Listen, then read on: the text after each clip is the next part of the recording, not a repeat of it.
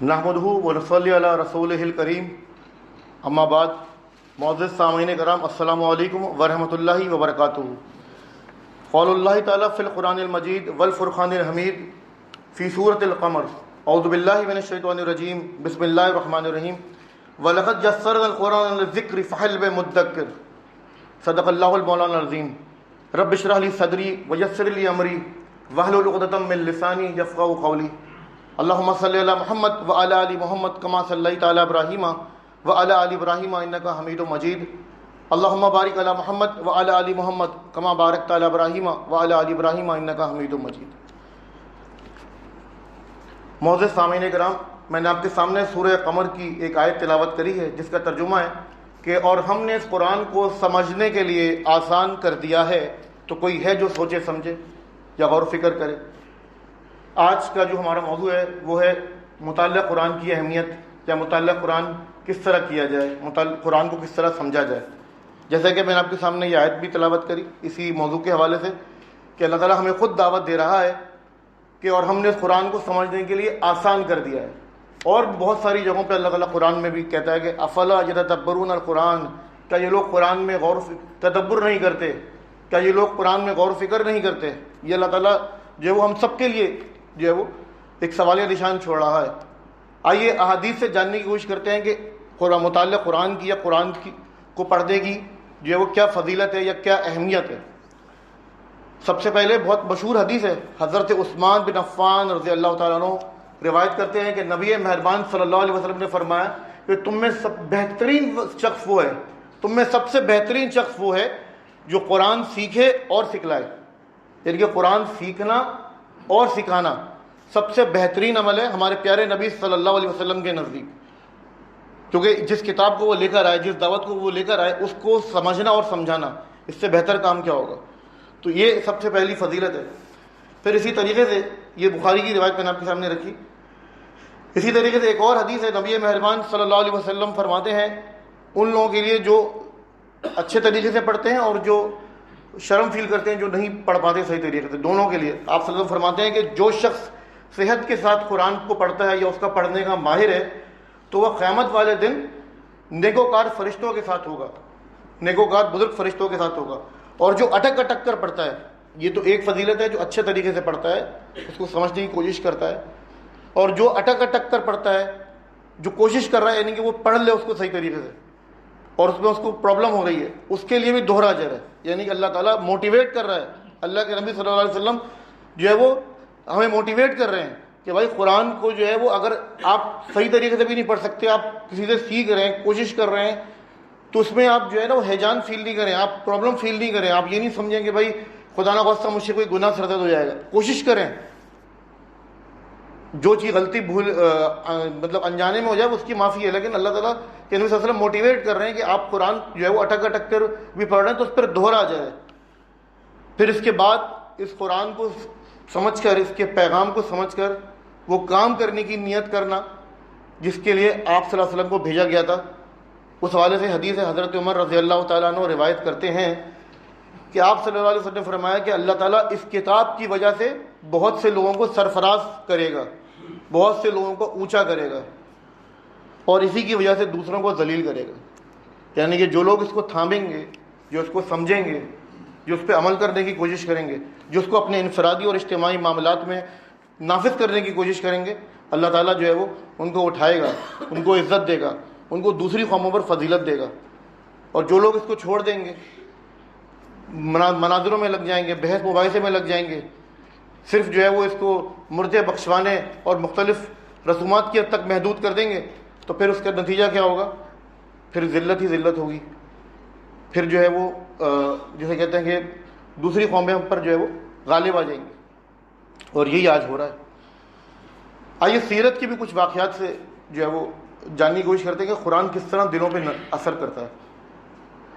ایک مکے کی ایک رات ہے، آپ صلی اللہ علیہ وسلم جو ہے وہ خانہ کعبہ کے پاس نماز ادا کر رہے ہیں، اور حضرت عمر رضی اللہ تعالیٰ عنہ، حضرت عمر بن خطاب رضی اللہ تعالیٰ عنہ جو سخت مخالف ہیں اسلام کے، اس وقت ایمان نہیں لائے اور سخت مخالف ہیں، کسی طریقے سے کوشش کر رہے ہیں کہ یہ دعوت جو ہے وہ رک جائے، ختم ہو جائے، اس کا جو ہے وہ پھیلانے والے جو ہے اپنی دعوت پھیلانے سے رک جائیں۔ لیکن تجسس بھی ہے کہ یہ دعوت لانے والا بات کیا کر رہا ہے. تو ایک رات ہے مکے کی، آپ صلی اللہ علیہ وسلم خانہ کعبہ کے پاس نماز پڑھ رہے ہیں اور حضرت عمر جو ہے وہ چھپ کر کھڑے ہوتے ہیں اور یہ جاننے کی کوشش کر رہے ہیں کہ محمد صلی اللہ علیہ وسلم کیا پڑھ رہے ہیں. آپ صلی اللہ علیہ وسلم سورہ الحقہ کی آیات تلاوت کر رہے ہوتے ہیں اور حضرت عمر یہ دل میں سوچتے ہیں کہ یقیناً یہ کوئی جادوگر ہے. تو آپ صلی اللہ علیہ وسلم جو ہے وہ اللہ کی طرف سے یہ القاء ہوتا ہے کہ آپ صلی اللہ علیہ وسلم وہ آیتوں پہ پہنچتے ہیں کہ جن میں ان کا جواب دیا جا رہا ہوتا ہے کہ یہ کسی جادوگر کا کلام نہیں ہے. یہ پھر آپ پوچھتے ہیں، سوچتے ہیں، حضرت عمر کے دل میں سوچتے ہیں کسی مجنون یا کسی اس طرح کے کاہن کا کلام ہے. تو اللہ تعالیٰ اس کا بھی جواب آپ صلی اللہ علیہ وسلم کے ذریعے دیتا ہے اسی آیات. پھر حضرت عمر یہ سوچنے پر مجبور ہو جاتے ہیں کہ یقیناً یہ کوئی اور ہی چیز ہے، نہ یہ جادوگر کا کلام ہے نہ یہ کاہن کا کلام. یہ پہلی ضرب تھی جو آپ رضی اللہ تعالیٰ عنہ کے دل پر لگی اسلام کی دعوت کے حوالے سے. اور پھر اس کے بعد پھر جب دعوت اور زور پکڑنے لگتی ہے مکہ کے اندر،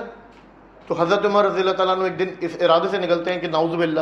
حضرت محمد صلی اللہ علیہ وسلم کا خلا خما کر دیں، ان کو شہید کر دیں، ان کو قتل کر دیں. اور اس جو ہے وہ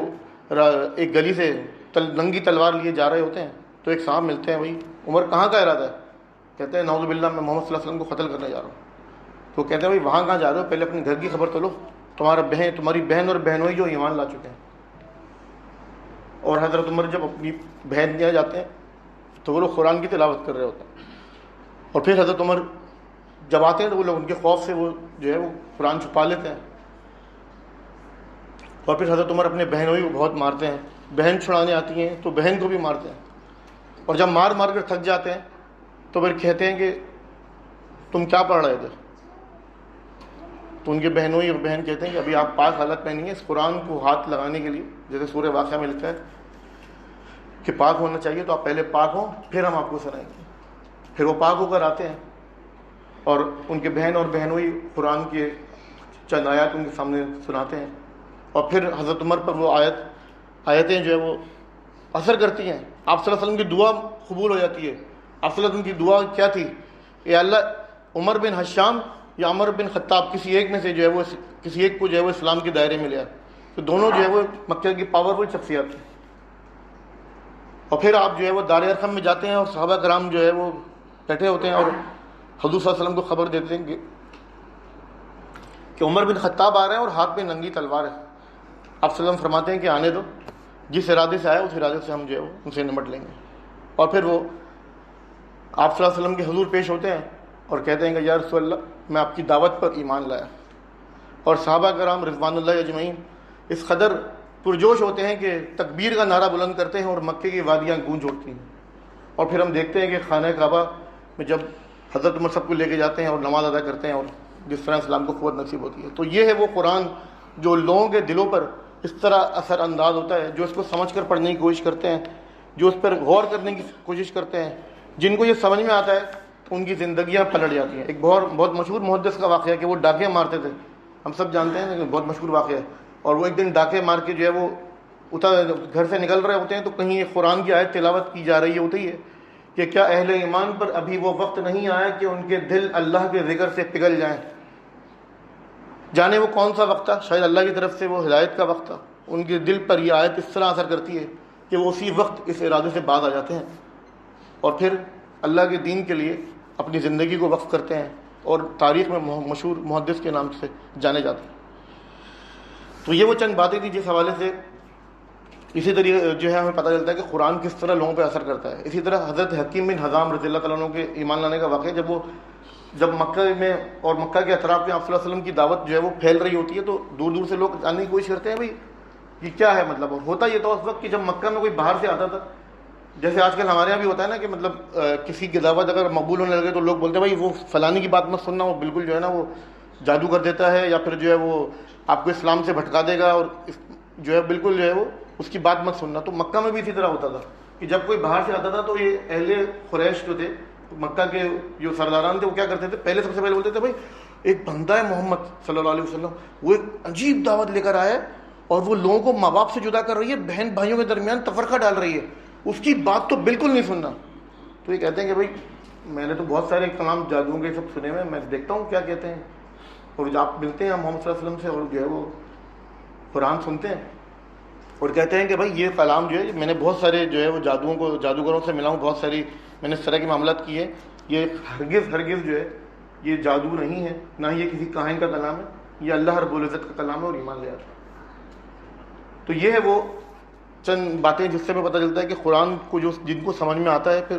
ان کی زندگیاں کیسے پلٹ جاتی ہیں۔ اپنے باپ دادا کے دین کو چھوڑنا کوئی آسان بات نہیں ہے، یہ ہم ان سے جان سکتے ہیں جو کنورٹیبل مسلمز ہوتے ہیں، اور پھر وہ کس طریقے سے جو وہ اسلام کے لیے اپنی زندگیوں کو وقف کرتے ہیں۔ پچھلی جو ہفتے آپ نے سنا ہوگا ایک ہالینڈ کے پارلیمنٹ کے ممبر والا واقعہ جو میں آپ کے سامنے رکھا تھا کہ کس طریقے سے وہ اسلام کے خلاف اٹھا، پھر اسلام کی دعوت پر ایمان لایا، اور پھر اس نے اپنی زندگی کو اس کام کے لیے وقف کرنے کی کوشش کی، ابھی بھی وہ یہ کام کر رہا ہے۔ تو یہ جو ہے وہ واقعات ہیں۔ اب آئیے دیکھتے ہیں کہ قرآن کو ہمیں جو ہے وہ کس طریقے سے، قرآن کا متعلق جو ہے وہ کس طریقے سے ہمیں کرنا چاہیے، ہمیں یہ بات جو ہے وہ کس طریقے سے سمجھنی چاہیے، قرآن کو ہم کس نوعیت سے پڑھیں۔ عمومی طور پہ جو ہے وہ جو ایک عام فرد ہوتا ہے، ایک عام فرد ہے جس کا جو پہلی دفعہ قرآن اٹھاتا ہے، اس کے ذہن میں ہوتا ہے کہ یہ اس کے اندر جو ہے وہ عام کانٹینٹس ہوں گے، جس طرح ہم عام کتابیں پڑھتے ہیں۔ اگر کوئی فزکس کی، کوئی میتھس کی، کوئی عام جغرافیہ کی یا تاریخ کی کوئی کتاب اٹھاتے ہیں تو ہمارے سامنے یہ ہوتا ہے کہ بھائی یہ کوئی قرآن بھی اسی طرح کی کوئی کتاب ہوگی، اس کے اندر جو ہے وہ کانٹینٹس ہوں گے، اور ہم اس کو کھولیں گے تو پھر سیریل وائز چیزیں چل رہی ہوں گی۔ لیکن یہ ایک عام آدمی کتاب اٹھاتا ہے اور پہلی دفعہ اس کا مطالعہ کرتا ہے، پڑھتا ہے اس کو، تو اس کو یہ بات جو ہے وہ بالکل عجیب سی لگتی ہے کہ اس میں ایسا کچھ بھی نہیں ہے۔ اس میں موضوعات جو ہے وہ بیچ میں آ رہے ہیں، مختلف تقاریر آ رہی ہیں، نماز اور زکوٰۃ کی جو ہے وہ ترغیب دی جا رہی ہے، کہیں پر جو ہے وہ اخلاقی تعلیمات دی جا رہی ہیں، کہیں پر جو ہے وہ معاشی تعلیمات دی جا رہی ہیں، کہیں پر یتیموں کے احکامات آ رہے ہیں۔ تو اس کے لیے جو ہے وہ تھوڑی سی یہ چیز پریشان کن ہوتی ہے، اسے یہ چیز بالکل نئی نظر آتی ہے۔ پھر اس کے بعد عام طور پر ہم، جیسے میں نے آپ کے سامنے بات رکھی، فزکس کی کتاب ہے، سوشولوجی کی کتاب ہے، کوئی بھی کتاب ہے، اس کا ایک موضوع ہوتا ہے، اس چیپٹر کا ایک موضوع ہوتا ہے۔ لیکن قرآن کے اندر جو ہے وہ یہ بات جو نیا کھاری ہے اس کو یہ بات سمجھ میں نہیں آتی، اس کے اندر کوئی اسپیسیفک موضوع بھی نہیں ہے۔ ایک سورت چل رہی ہے، اس کے اندر زکوٰۃ کی بات آ رہی ہے، نماز پڑھنے کی بات آ رہی ہے، پھر دوسرے احکامات شروع ہو جاتے ہیں، پھر دوسرے معاملات شروع ہو جاتے ہیں، پھر پچھلی قوموں کے قصے شروع ہو جاتے ہیں۔ تو یہ چیز جو ہے وہ ایک ایسی کیفیت جو ہے وہ بندے پر آ جاتی ہے کہ جیسے ایک اجنبی بندہ ہے اور ایک نئے علاقے میں آیا اور اس کی گلیوں میں کھو سا گیا ہے۔ پھر وہ اس کتاب کو جو ہے وہ ایک عام مذہبی کتاب کی طرح لیتا ہے کہ بھائی یہ ایک عام سی کتاب، مذہبی کتاب ہوگی، اس کے اندر مختلف جو ہے وہ مذہبی رسومات کے بارے میں بات کی گئی ہوگی۔ لیکن اس کے اندر جب وہ دیکھتا ہے کہ بھائی اس میں تو جو ہے وہ بہت سارے احکامات ہیں، بہت ساری جو ہے وہ ہسٹوریکل چیزیں ہیں، بہت ساری جو ہے وہ دینی معاملات ہیں، اعتقادی معاملات ہیں، تو یہ چیز اس کو تھوڑے سے اچھمبے میں ڈالتی ہے، اور پھر وہ اس سوچ میں پڑ جاتا ہے کہ اس کو کس طرح مطالعہ کیا جائے۔ دیکھیے قرآن کو مطالعہ کرنے کا سب سے بہترین جو ہے وہ طریقہ یہ ہے کہ انسان ان ساری خیاسات سے، ان ساری جو ہے وہ پریڈکشن سے، ان ساری جو ہے وہ ازمپشن سے نکل کر بالکل خالی دماغ سے قرآن کا مطالعہ کرنا شروع کریں۔ ایک بار ترجمے سے پڑھیں، دوسرے بار ترجمے سے پڑھیں، تفسیر سے پڑھنے کی کوشش کریں، تو یہ بات سمجھ میں آئے گی کہ قرآن کا موضوع کیا ہے، قرآن کس سے مخاطب ہے۔ قرآن ہم سب سے مخاطب ہے، قرآن رہتی دنیا تک کے آنے والے انسان سے مخاطب ہے۔ پھر اس کے بعد جو ہے وہ قرآن ہمیں مختلف قسم کے معیارات بتاتا ہے، کمپیریزنز بتاتا ہے کہ نقصان اٹھانے والے لوگ کون ہیں، کامیاب لوگ کون ہیں، اللہ کے نزدیک کامیاب لوگ کون ہیں، اور دوزخ میں، جہنم میں جانے والے کون لوگ ہیں۔ جو کامیاب لوگ ہوں گے وہ جہنم میں نہیں جائیں گے، وہ اللہ تعالیٰ کی بنائی ہوئی خوبصورت جنت میں جائیں گے۔ جو اللہ کے احکامات سے روگردانی کریں گے وہ جہنم میں جائیں گے، ان کا ٹھکانہ جہنم ہوگا۔ اللہ تعالیٰ یہ بات بتاتا ہے، اللہ تعالیٰ یہ بات بتاتا ہے کہ اگر جو ہے میرے بتائے ہوئے اصولوں پر عمل کرو گے، میرے نبی کی تعلیمات کو فالو کرو گے، مجھے ایک مانو گے، میرے ساتھ کسی کو شریک نہیں کرو گے، تو میں تمہیں وہ دوں گا جس کی تم نے سوچ بھی نہیں کی ہوگی۔ تو اس سوچ کے ساتھ اگر ہم قرآن کا مطالعہ کریں، اگر ہم ایک ڈائری لے کے اس کے اندر جو ہے وہ ایک کمپیریزنز بنائیں، اللہ تعالیٰ کی ایکسپیکٹیشنز اور اللہ تعالیٰ کے نبی صلی اللہ علیہ وسلم نے جو دعوت پیش کری اس کو اگر ہم ایک طرف لکھیں، تو ہمیں یہ بات سمجھ میں آئے گی کہ قرآن کا موضوع کیا ہے، قرآن کا مدعا کیا ہے، قرآن ہم سے کیا کہنا چاہتا ہے۔ اسی حوالے سے قرآن کے اندر اللہ اور اس کے رسول صلی اللہ علیہ وسلم نے جو بات، مطلب اللہ تعالیٰ نے جو بات نازل فرمائی آپ صلی اللہ علیہ وسلم پہ، اور جو آپ صلی اللہ علیہ وسلم نے یہ بات لوگوں کے سامنے رکھی، اس کے 2 پوائنٹس ہیں۔ وہ 2 پوائنٹس یہ ہیں کہ اللہ پوری کائنات کا مالک ہے، پوری جو ہے وہ کائنات کا، پوری ہر جو ہے وہ دنیا کی جو ہر چیز ہے، اس کائنات کی ہر چیز ہے، اس کی غلام ہے اور اللہ تعالیٰ اس کو بنانے والا ہے. اور پھر اس نے انسان کو اس دنیا کے اندر اپنا خلیفہ یعنی اپنا نائب بنا کر بھیجا ہے، خود اختیاری کے ساتھ. اس کو انگلش میں ہم کہتے ہیں آٹونومی، یعنی کہ انسان کو اس اختیار کے ساتھ بھیجا ہے وہ اچھائی کرے یا برائی کرے. اللہ تعالیٰ نے دونوں چیزیں اس کے لیے جو ہے وہ چھوڑ دی ہیں اور اس کو جو ہے وہ اپنا خلیفہ بنا کر بھیجا ہے. اور دوسری چیز، اس منصب پر اللہ تعالیٰ نے انسان کو یہ سمجھا دیا تھا کہ یہ دنیا میری ہے، یہ دنیا صرف اور صرف میری ہے، تمہیں میری احکامات پر بجا لانا ہے. میں اپنے بندے جو ہے وہ اپنی ہدایت کے ساتھ بھیجوں گا، ان کو فالو کرنا ہے. اگر تم یہ کام کرو گے تو جنت کے حقدار ٹھہراؤ گے، اور اگر ان کام کو نہیں کرو گے، میرے بندوں کو جھٹلاؤ گے، تو پھر جہنم میں جاؤ گے. اور پھر اللہ تعالیٰ نے اس بات کو سمجھانے کے بعد انسان کو یوں ہی نہیں چھوڑ دیا، بلکہ ہمارے باپ اور ماں حضرت آدم حوا اور حضرت حوا علیہ السلام کو مبعوث فرمایا تمام ہدایات کے ساتھ. اور جب تک وہ رہے اس زمین پر، انہوں نے لوگوں کو ایک اللہ کی طرف بلایا اور جو ہے وہ اسی شریعت کی، اسی اسلام کی طرف بلایا. پھر جب وہ اس دنیا سے چلے گئے، پھر اس کے بعد انسانیت جو ہے وہ راہ راست سے بھٹکتی چلی گئی، شرک میں مبتلا ہوتی چلی گئی، نسل در پھر اللہ تعالیٰ نے مختلف وقتوں میں انبیاء اٹھائے جو اللہ تعالیٰ کے دین کی طرف لوگوں کو بلاتے تھے اور ایک ہی بات کہتے تھے، قولوا لا الہ الا اللہ تفلحوا، کہ کہہ دو کہ اللہ ایک ہے، تم کامیاب ہو جاؤ گے. اپنی زندگی کے ہر معاملات کو اللہ کے تابع کر لو اور اس کے رسولوں کے تابع کر لو تو جو ہے وہ کامیاب ہو جاؤ گے. اور لیکن ہم دیکھتے ہیں کہ ان انبیاء پر چند جو ہے وہ لوگ ایمان لاتے ہیں، چند لوگ جو ہے وہ چند ہی افراد، چند ہی نفوس ان کے جو ہے وہ حامی بنتے ہیں اور ایک کثیر تعداد ان کی مخالف ہو جاتی ہے. کچھ کو قتل کر دیا جاتا ہے، کچھ لوگ جو ہے وہ اللہ کے حضور جو ہے وہ بد دعا کی جو ہے دعا کرتے ہیں اپنی قوم کے لیے، اور وہ تمام اقوام جو ہے وہ غرق ہوتی ہیں سوائے چند ایک کے، اور جن کا ذکر ہمیں اس قرآن کے اندر ملتا ہے. بالآخر ایک طویل گیپ کے بعد اللہ رب العزت محمد عربی صلی اللہ علیہ وسلم کو عرب کی طرف بھیجتا ہے، اسی ہدایت کے ساتھ، اسی پیغام کے ساتھ جس کو اس نے اپنے پچھلے انبیاء کی طرف دیا تھا. وہ پیغام کیا تھا؟ قولوا لا الہ الا اللہ تفلحوا. مکہ کی ابتدائی سالوں میں ہم دیکھتے ہیں، ابتدائی 4 سالوں میں حضور صلی اللہ علیہ وسلم جو ہے وہ یہی دعوت لوگوں تک پہنچاتے ہیں. قرآن کی جو آیات ہیں، مکی صورتیں ہیں، اگر ہم دیکھیں ابتدائی صورتیں چھوٹے چھوٹے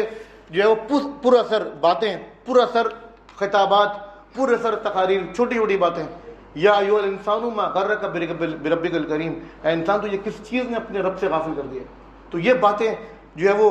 ان لوگوں پر جن کو وہ اپیل کرتی تھی اثر انداز ہوتی چلی گئیں. اور پہلے 4 سال میں ہم دیکھتے ہیں کہ چند نفوس ایمان لاتے ہیں، اور پھر ان کے ساتھ کیا ہوتا ہے، کسی کو جو ہے وہ مکہ کی جو ہے وہ تپتی ہوئی ریت پر لٹایا جاتا ہے اور ان کے اوپر بھاری پتھر رکھ دیا جاتا ہے. کسی کو جو ہے وہ جلتے ہوئے کوئلوں پر، دہتے ہوئے کوئلوں پہ لٹا دیا جاتا ہے اور ان کی کھال سے جو ہے وہ کوئلے بجھ جاتے ہیں. اور جو ہے وہ کسی کو شہید کر دیا جاتا ہے. ہم جانتے ہیں نا حضرت عمار بن یاسر کی والدہ، اور آپ صلی اللہ علیہ وسلم ان کو بشارت دے رہے ہوتے ہیں کہ تم سب کو جنت کی بشارت ہے، اس آزمائش سے گزرنا ہوگا. اور یہ وہ آزمائش تھی جس سے گزر کر ہم دیکھتے ہیں کہ نبی کریم صلی اللہ علیہ وسلم کی دعوت کہاں تک پہنچتی ہے. تو یہ وہ 4 سال جس میں جو ہے وہ چند لوگ اکٹھے ہوتے ہیں اور ایک بہت بڑی تعداد آپ صلی اللہ علیہ وسلم کی مخالف ہو جاتی ہے. آپ صلی اللہ علیہ وسلم کی مخالف ہو جاتی ہے، اس میں آپ کا سگا چچا، آپ کے سگے رشتہ دار شامل ہوتے ہیں. اور پھر اس دعوت کا، یہ تھا دعوت کا پہلا مرحلہ اس قرآن کے ذریعے. پھر اس دعوت کا دوسرا مرحلہ شروع ہوتا ہے. وہ دوسرا مرحلہ کیا تھا؟ 8 سے 9 سال یہ مرحلہ چلتا ہے جس میں پروپیگنڈا ہوتا ہے. آپ کے خلاف پروپیگنڈا کیا جاتا ہے کہ یہ جادوگر ہے، یہ کاہن ہے، یہ لوگوں کو بہکا رہا ہے، یہ بچوں کو ان کے والدین سے الگ کر رہا ہے، یہ بھائی کے درمیان تفرقہ ڈال رہا ہے. یہ تھا وہ پروپیگنڈا. پھر یہ پروپیگنڈا کارگر نہیں ہوتا تو پھر شدت سے جو ہے وہ تشدد کیا جاتا ہے. آپ صلی اللہ علیہ وسلم خانہ کعبہ کے سامنے نماز پڑھ رہے ہیں، آپ صلی اللہ علیہ وسلم پر اونٹ کی اجڑی پھینک دی جاتی ہے. کبھی آپ صلی اللہ علیہ وسلم کے بالوں میں جو ہے وہ خاک ڈال دی جاتی ہے، لیکن آپ صلی اللہ علیہ وسلم جو ہے وہ کوئی شکایت نہیں کرتے بلکہ ان کے لیے دعا کرتے ہیں. اور پھر اس کے بعد اعتراضات کیے جاتے ہیں. آپ صلی اللہ علیہ وسلم کی دعوت پر اعتراض کیا جاتا ہے کہ بھائی ہم اپنے باپ دادا کا دین کیسے چھوڑ دیں. اس دور کے اگر قرآن کی صورتوں کو اگر ہم دیکھیں تو پھر ہمیں پتہ چلتا ہے کہ اللہ تعالیٰ اس میں ان اعتراضات کا جواب دے رہا ہے. ان جو قریش مکہ جو آپ صلی اللہ علیہ وسلم کیا کرتے تھے، پھر جہنم اور جنت کی جو ہے وہ صورتحال بتائی جا رہی ہے کہ جو لوگ یہ کام کر رہے ہیں، میرے نبی کی دعوت کو جو ہے وہ مسترد کرنے کی کوشش کر رہے ہیں، ان کا ٹھکانہ جہنم میں، اور جو لوگ اس دعوت پر ایمان لا رہے ہیں ان کے لیے جنت کی بشارت ہے. اس طرح کی جو ہے وہ ہمیں آیات ملتی ہیں. اور پھر 13 سال مکمل ہوتے ہیں شدید تشدد کے، آزمائش کے. اس میں جو ہے وہ طائف کا سفر بھی ہے. اس کے اندر جو ہے وہ شیب ابی طالب کی 3 سال کی جو ہے وہ ایک طرح کی جسے کہتے ہیں کہ سیلف ایگزائلیشن بھی ہم کہہ سکتے ہیں اس کو، کہ ان کو قید کر دیا وہاں پہ جو ہے وہ محصور کر دیا گیا تھا شب ابی طالب کی گھاٹی میں 3 سال، اور یہاں تک کہ جو بچے بھوک سے بلکتے تھے اور جو ہے وہ پتے چبا کر جو ہے اپنی بھوک مٹانا پڑتی تھی۔ یہ تھے وہ مکہ کے 13 سال، اور ان 13 سالوں میں آپ صلی اللہ علیہ وسلم کے ساتھ جو ہے وہ ایسے جانثار ایسے زبردست لوگ اکٹھے ہو جاتے ہیں، پھر وہ کسی بھی قربانی سے جو ہے وہ دریغ نہیں کرتے تھے، اور پھر آپ صلی اللہ علیہ وسلم کو ہجرت کا حکم ملتا ہے، صحابہ کرام مدینہ ہجرت کرتے ہیں، اور مدینہ کے اندر آپ صلی اللہ علیہ وسلم آپ بھی ہجرت کرتے ہیں حضرت ابوبکر کے ساتھ، اور پھر وہاں پر ایک اسٹیشن مل جاتا ہے مسلمانوں کو، ایک ٹھکانہ مل جاتا ہے مسلمانوں کو، اور پھر ہم دیکھتے ہیں کہ وہ دعوت جو مکہ سے چند نفوس کو لے کر اٹھی تھی ایک ریاست میں تبدیل ہو جاتی ہے۔ اور پھر ہم قرآن کا بیان دیکھیں تو پھر قرآن کے اندر جو ہے وہ احکامات نازل ہونا شروع ہو جاتے ہیں۔ غزوہ بدر ہوتی ہے، غزوہ بدر کے بعد اللہ تعالیٰ جو ہے وہ مسلمانوں کو غزوہ احد کی آزمائش سے گزارتا ہے، تو پھر یتیموں کے احکامات ہم سورہ نساء کے اندر دیکھتے ہیں، بیواؤں کے لیے احکامات ہم دیکھتے ہیں۔ تو قرآن کا انداز بالکل بدل جاتا ہے، قرآن جو ہے وہ اب مسلمانوں کو ریاست بننے کے بعد مختلف قسم کے جو ہے وہ احکامات بتا رہا ہوتا ہے، اور پھر یہ بات بھی یاد دلاتا ہے کہ طاقت آ جانے کے بعد پچھلی والی قوموں والا جیسا کام نہیں کرنا، پچھلی قوموں جیسے مت ہو جانا، بلکہ عدل کرنا، انصاف کرنا، انسانوں پہ رحم کرنا اور عدل کا معاملہ کرنا۔ پھر مدینہ کے اندر منافقین بھی ہیں اور یہود بھی ہیں، اللہ تعالیٰ ان